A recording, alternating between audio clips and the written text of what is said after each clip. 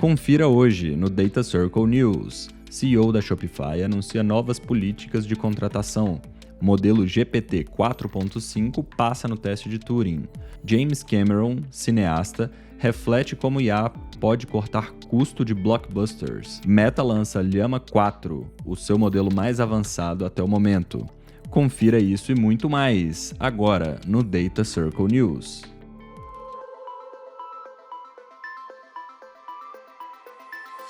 Bem-vindos e bem-vindas ao Data Circle Podcast, nosso podcast sobre AI e negócios, onde a teoria encontra a prática. Salve, salve, membros do Data Circle, a nossa comunidade que une a tecnologia com os negócios. Estamos aqui para mais um episódio do Data Circle Podcast, nosso Data Circle News, para a gente conversar sobre as principais atualizações do mundo da tecnologia. Hoje comigo aqui, Olivia Palmelan, como que fala seu sobrenome? Depende do sotaque, em francês, Pomerlan. Oi, gente, Boa. feliz de estar aqui.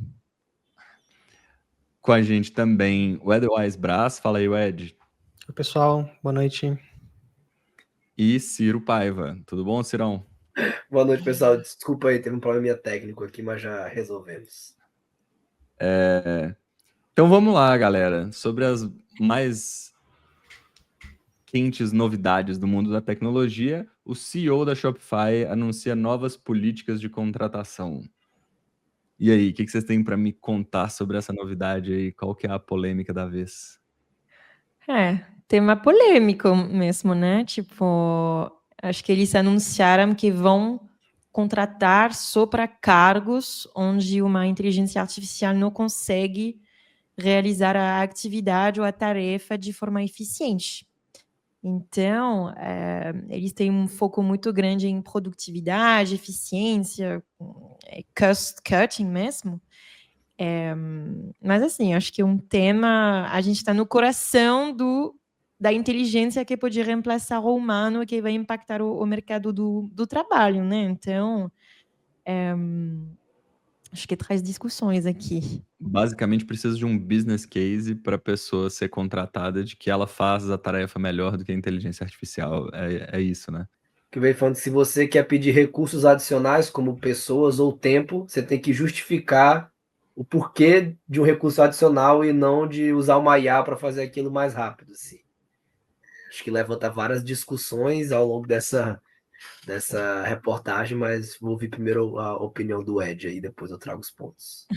Bom, eu acho bastante ousado, né, você assumir que qualquer tipo de trabalho pode ser hoje feito pela IA, então é uma assumption bem forte, né, mas ao mesmo tempo eu acho que do ponto de vista de governança, tipo, você garantir a adoção é um processo muito difícil, né, você precisa de estar muito em cima para garantir o change management mesmo. E eu acho que isso é mais um posicionamento para tornar essa atividade de você usar a IA e pensar na IA ativamente, tornar isso um imperativo. Então, acho que é mais uma estratégia do que algo que ele encara como factível de você substituir as pessoas, sabe? Então, acho que é mais para forçar essa urgência da adoção da IA dentro dos processos. Uhum. É uma comparação meio injusta, né? Eu fico um pouco com a impressão de que está sendo comparado meio banana com laranja, porque no fim das contas as duas coisas são complementares. Então a IA não vai fazer nenhuma atividade, pelo menos até hoje, né? Até então, ela teria bastante dificuldade de fazer uma atividade totalmente de maneira autônoma, sem nenhum tipo de supervisão, enquanto o humano também não vai ficar fazendo tudo sozinho, ele consegue usar a IA e produzir mais, mas não sei se seria exatamente esse o ponto de comparar uma atividade totalmente autônoma que a IA poderia fazer com uma pessoa que está ali trabalhando. Faz sentido, sempre vai ser algo um pouco híbrido, né? Mas acho que tem um argumento também que poderia ser que vai valorizar o talento humano para atividades que têm maior valor agregado, para tudo que tem sobre criatividade, raciocínio complexo, essas coisas. ficaria mais na mão de algum funcionário humano, né? Mas concordo como vi que não é tão black and white assim, né? Exato. Durante Bom, mas a reportagem eu achei. Desculpa, Ponte, acho que eu tô com um pequeno delay, pode ir acabei lá, me vai lá, cortando. então. Mas eu achei algumas contradições, assim, né, dentro da fala dele, porque em um momento ele fala até de uma adaptação um tanto quanto agressiva, né? Então, tipo assim, o uso da IA não é mais opcional, é mandatório, você tem que usar. Eles querem usar IA para avaliação de uma pessoa avaliar outra, ou a IA avaliar pessoas, ou desempenho, que não sei como foi essa transição, ou se foi muito da noite para o dia, como a reportagem chegou para a gente, mas em um outro momento da reportagem ele fala que ele gostaria de ter uma frota de 1.000 pessoas, ele usou esses números assim, 1.000 pessoas comandando 5.000 agentes de IA.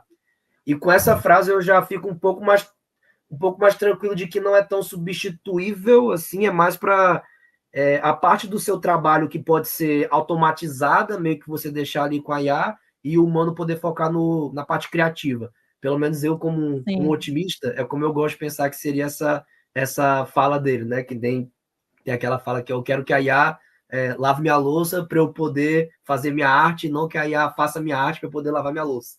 Então, acho que se a gente conseguir fazer com que a IA foque nessas tarefas que já foram feitas muitas vezes, como ela é muito boa em repetir ou reproduzir conhecimento, e o humano poder focar na parte criativa, acho que seria o hibridismo ideal aqui. E quem imaginaria, né, que lavar louça se tornaria uma tarefa mais difícil para a inteligência artificial do que gerar uma imagem, um vídeo? Então. Eu não sei, no ponto de vista de estratégia, até que ponto isso vai gerar, mas se isso foi alguma coisa criada pelo departamento de marketing da Shopify, deu super certo, porque faz todo sentido.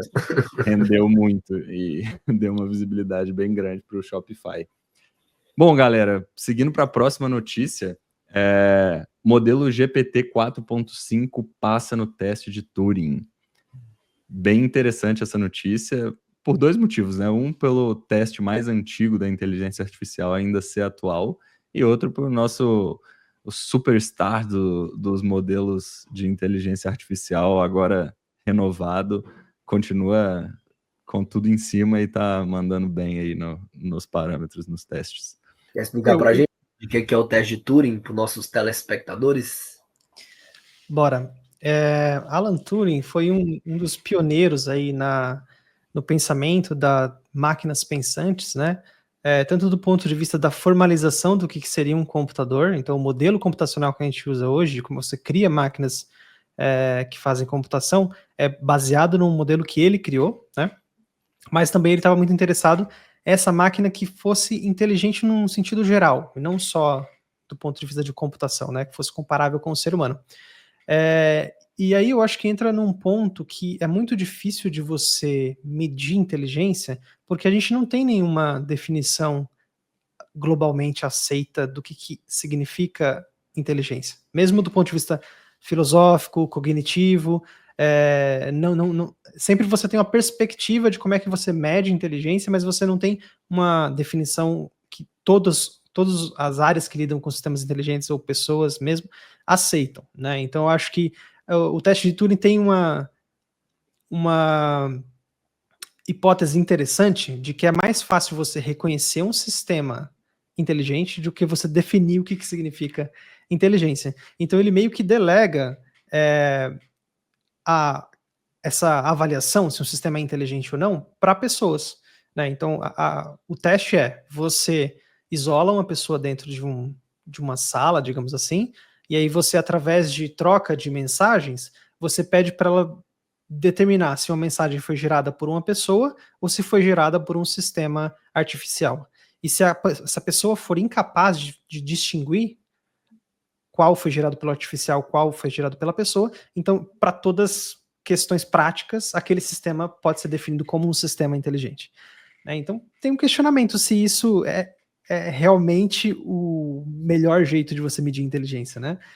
Porque você poderia colocar um especialista ali e ele tentar induzir o sistema a cometer erros, porque ele conhece como é que o sistema funciona, né? Ou você, dependendo de qual pessoa você colocar ali para estimar, não é algo também universalmente aceito. E os especialistas dizem, seria parte de um conjunto de testes para você determinar a inteligência, mas não dá para aceitar que essa seja a única forma de você medir inteligência do jeito global. Talvez, assim, me parece um pouco que na média isso é superestimar a capacidade média do ser humano, né? Porque você já pode pensar ali no tiozão do Zap, ele fazendo o teste de Turing, provavelmente a máquina ia ser a mais Exato. inteligente de todas. E Sistemas muito menos sofisticados já usam a internet e aproveitam a inocência das Exato. pessoas na internet, né?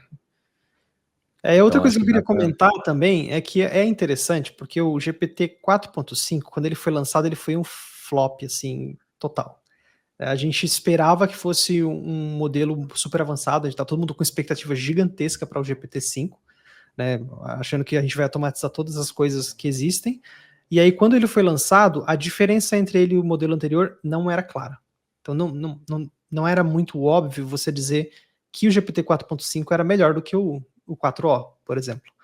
Né? Então, a hipótese da OpenAI é de que ele era mais humano, era mais uma coisa de vibe do que algo mensurável, sabe? E aí a expectativa das pessoas avaliarem através do teste de Turing que ele é mais humano do que os anteriores, talvez seja isso, né? Ele tem uma vibe mais parecida com pessoas do que algo fácil de medir. Ou talvez de uma perspectiva um pouco mais cética, pode ser algo que se utilizou para confirmar a hipótese de que de fato ele é mais humano, colocando pessoas para avaliar aquele modelo e não necessariamente ele foi melhor do que outros modelos que passaram pelo mesmo teste.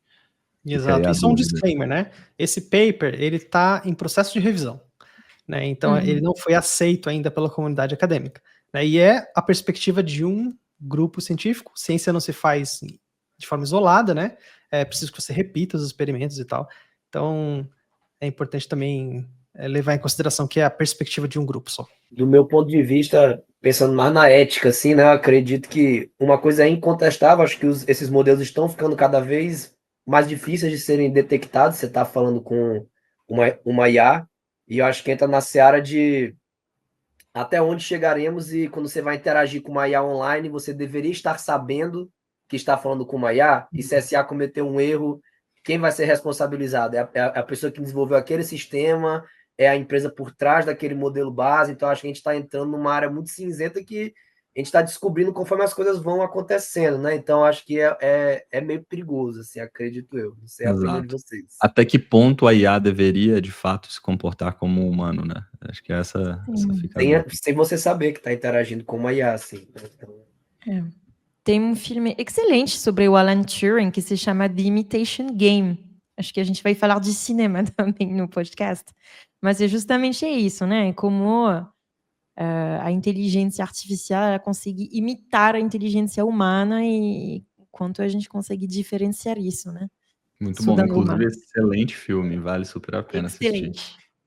Excelente. Boa, pessoal. Agora, seguindo já com o gancho do cinema, James Cameron, cineasta, reflete como IA pode cortar custo de blockbusters.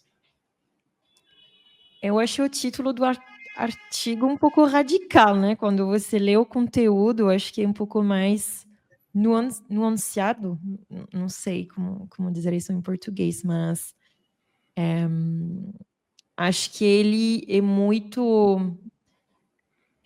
como dizer? Ele tem um pouco de receio de inteligências que permitem gerar arte, coisas criativas no estilo de, por exemplo, o caso do estúdio Ghibli, mas acho que ele vê um interesse na parte de justamente reduzir os custos de produção de um filme para, sei lá, ser mais rápido, fazer efeitos visuais de um jeito mais eficiente.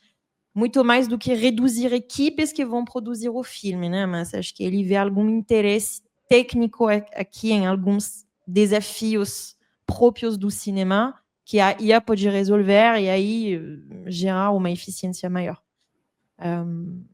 Mas assim, acho que não é tão radical, como o título deixa pensar. E, inclusive, em certos momentos na reportagem, ele comenta que ele gostaria que as pessoas usassem a IA meio que como um meio, como a Olivia falou, né? Então você tem ali uma parte de uma animação que é muito difícil ou muito custoso para você animar, ou de computação gráfica, e você conseguir usar a IA para deixar aquilo mais tragável como um meio para chegar no que você estava envisionando daquela cena. Eu acredito também que seja super válido. Ele não fala em nenhum momento de substituir ou de reduzir times. E tem um momento que ele fala uma coisa que eu acho legal também de ser tocado, que ele gosta de julgar a originalidade pelo produto final, e não pelos meios que você chegou. Então, assim, Exato. tanto que ele fala de que ele tomou como inspiração outros diretores, como Stanley Kubrick e outros diretores, e ele colocou um toque dele naquilo, e uma outra história, e fez um filme que era dele. Quando você chega numa IA e ela é o fim, você fala, cria um vídeo Estúdios Ghibli sobre tal coisa, eu não acho que tem um toque seu ali. Então eu concordo com ele no ponto de você julgar pela originalidade. Então acho que usar IA para reduzir custos, para você chegar mais perto daquilo que você criou na sua cabeça, eu acho válido, mas é bem subjetivo também, né? De a gente pensar, beleza, até onde vai? Isso é arte, isso não é, isso é original. Mas acho que tem que ter um pouco de você como criador naquela arte, senão eu não considero. Sim. Acho que até nas preocupações éticas, legais, ele meio que fala que o assunto deveria muito mais se focar no output, no resultado que está criado para evitar plágio, cópias e tal, do que no input, o que foi usado para treinar o modelo, né? Porque ele justamente fala, eu me inspirei, me moldei pelas experiências, outros filmes, outros diretores, então o modelo também vai se alimentar desses exemplos, né? Então Até porque acaba sendo uma abordagem bem pragmática, né? Se for pensar desse jeito, mas que tá bem dentro do que foi, por exemplo, a computação gráfica no cinema, quando ela começou a ser utilizada lá atrás, em comparação, por exemplo, com aquelas maquetes que o pessoal tinha que fazer para criar algum efeito especial antes dessa capacidade da computação gráfica. Então, é uma evolução da tecnologia que impacta, de fato, diretamente a indústria como um todo, e aquela história que a gente fala, né? Tipo, principalmente você conseguir abraçar a tecnologia e usar ela a seu favor, e não ficar lutando contra uma coisa que já é dada, assim, não tem muito para onde correr. Exato. Eu acho essa discussão bastante difícil, na verdade, né? Eu acho que é importante que a gente tenha o ponto de vista dos artistas aqui, para a gente tomar uma decisão justa. Porque, para mim, é mais uma diferença de escala do que uma diferença de natureza, né? Então, se você pensar, o martelo é uma ferramenta, né? Só que ele é uma ferramenta que vai ser usada por uma pessoa. Você criar uma esteira de automação de construção de um veículo inteiro completamente automatizada, também é um monte de ferramentas, só que você dispensou as pessoas, né? Então, para mim, eu vejo da mesma forma. Se você pensar em efeitos visuais, eles já usam muito o que a gente consideraria AI. Existe muito criação de conteúdo hoje, já há muito tempo, na verdade, que é uma rede neural, uma coisa que por baixo, essencialmente é a mesma coisa, né?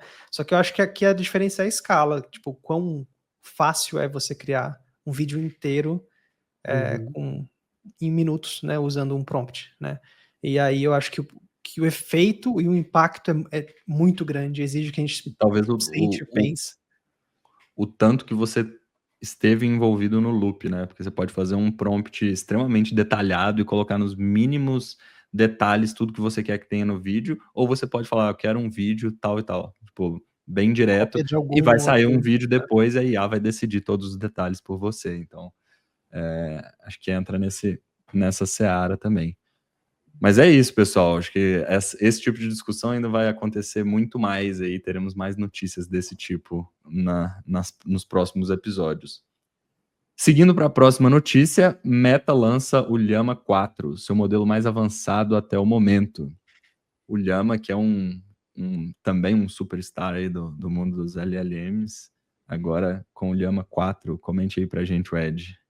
O que esse modelo tem de especial? Em termos de tecnologia, ele não traz tanta inovação, ele é mais uma questão de escala e qualidade de dados, né? O que é diferente das outras ofertas do Llama é que eles lançavam modelos menores, que você conseguia rodar, por exemplo, em sistemas locais, né? De 8 bilhões de parâmetros, coisas que um computador de uma pessoa, um computador pessoal, você conseguiria rodar o modelo.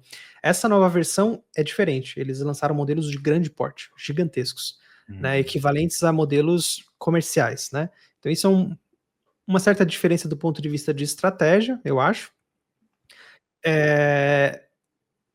E ao mesmo tempo era um modelo que o nível de qualidade dele era altíssimo, assim, competindo com modelos de estado da arte, assim, só perdia para modelos o DeepSeek com raciocínio, né? Ele não é um modelo de raciocínio, esse Llama, então é até injusto você fazer essa comparação. Mas tirando os modelos de raciocínio, ele era o melhor quando foi lançado, né? A gente já teve lançamentos recentes que disputam um pouco, mas assim, do ponto de vista do open source, eu acho que isso reforça a estratégia dessas empresas que estão apostando na infraestrutura e nos modelos abertos, né? Mas uma coisa que eu achei curioso é que quando ele foi lançado, é comum que modelos novos eles sejam lançados numa plataforma de avaliação, né? Onde as pessoas votam sem saber qual modelo gerou o conteúdo. E aí, com isso, você faz uma espécie de ranking, tipo, par a par, e aí você tem um elo dos modelos, né? Como se eles estivessem competindo entre si. E o modelo Llama, ele foi rapidamente para o primeiro lugar. Mas o curioso é que o modelo que ficou em primeiro lugar na plataforma e o que foi lançado para uso público, né? São modelos diferentes, né? E aí surgiu uma certa polêmica que fez até a plataforma se posicionar e pedir esclarecimento para a Meta de que se eles tinham feito um modelo direcionado para ser bem votado na plataforma, né? E isso vai contra os princípios. Você não deveria criar o modelo de forma adversarial, né? Para você passar naquele problema em específico. E aí a Meta teve que fazer um pronunciamento público dizendo que eles não fizeram isso. Então foi uma polêmica curiosa, né? E desafia um pouco as formas da gente avaliar modelos. Isso é uma coisa muito difícil, na verdade, né? Toda vez que você lança um benchmark, imediatamente os atores têm um incentivo para você desenhar o seu modelo para passar naquele benchmark, né? Uhum. Esse é um bom tema, né? Como medir o desempenho dos modelos de um jeito que eles não possam roubar. Fala aí, Ciro. É difícil. Não, foi mal. Esse pequeno delay tá me fazendo te cortar toda hora. Eu gosto de também salientar de que o modelo, essa família de modelos do Llama 4, ela é multimodal, então não é só texto, também é áudio, imagens e tal. E, que é um fato que a gente comentou no episódio retrasado, eu acho que o DeepSeek e a China vindo muito com essa pegada da inovação, que eles tinham feito o DeepSeek com uma arquitetura que chama Mixture of Experts, né, que é para você meio que não precisar ativar todos os parâmetros de um modelo toda vez que você rodar ele. E o Llama 4 ele usa essa arquitetura também. Então, meio que o que a gente conversou lá naquele episódio de a gente conseguir, com o open source e com as pesquisas, pegar insights sobre eficiência e juntar isso com um investimento monetário massivo, meio que o Llama já foi um filho dessa geração. Então, ele usa essas técnicas de eficiência e também combinado com dinheiro brutal aí que vem da Meta. Inclusive, meta esta que lá na União Europeia, que está tendo muitas polêmicas legais com essa questão de IA e de treinamentos e tal, ela falou que iria treinar o Llama 4 com os dados públicos disponíveis no Facebook e no Instagram, mas lá na União Europeia você tem uma opção que você consegue marcar do tipo, não quero que essa minha publicação seja usada para treinamento. Não sei se isso vai ser respeitado, mas já acende algumas faíscas de discussões sobre os dados que eu coloco em uma plataforma privada. Ele é meu, ele é da plataforma, eu quero que isso seja usado, então eu acho interessante que a gente está vendo história ser escrita, entre aspas, essa questão de abordagens legais para esse uso todo, né? Do valor dos dados nisso tudo também. Isso me lembra de um outro caso aqui que a gente teve essas semanas, que foi a compra do X pela XAI. Então, o Elon Musk, ele tem essas duas empresas, né? Ele adquiriu o Twitter e transformou em X, mas a sinergia entre as duas empresas era muito grande, porque o Grok, que é o modelo produzido pela XAI, ele sempre foi integrado ao Twitter, né? Então tem muito uso com o X, e aí ele resolveu fazer uma aquisição e uma junção das empresas. E aí entra também nessa questão, né? O dado que você produz dentro do X, ele é usado para treinar o Grok, né? Então, ele não é necessariamente seu. É algo que é difícil de dividir onde está o posicionamento ético aí, né? Um limiar tênue entre o que é seu e o que é da plataforma, e é uma discussão que a gente ainda vai acompanhar muitos capítulos também. É isso, pessoal. Acho que passamos por algumas das principais notícias dessas últimas 2 semanas no mundo da tecnologia. Acompanhem que daqui a 15 dias tem mais notícias e semana que vem tem um novo episódio do Data Circle Podcast. Muito obrigado, Olivia, Ed, Ciro. E é isso Obrigada. aí. Segunda-feira tem mais. Até a próxima, pessoal. E Tchau, pessoal, gente. até a próxima. Pessoal, Tchau, até tchau. lá. Prazer.